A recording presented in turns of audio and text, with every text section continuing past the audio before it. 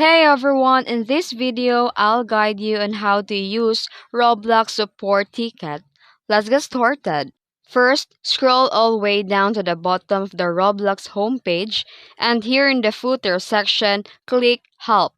You'll be taken to the Roblox Help page where you can browse different topics to see if Roblox can solve your problem without contacting support.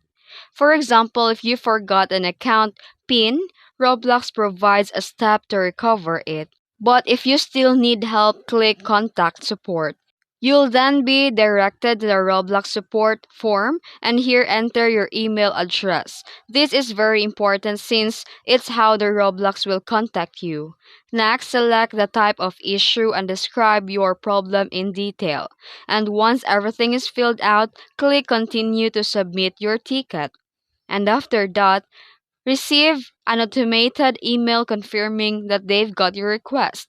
Wait for their next message and this will contain a personalized response. You can reply to the email of Roblox that needs more information. And that's it. That's how you can easily use the Roblox support ticket system. If this video helped you, don't forget to like and subscribe for more tutorials. Thanks for watching.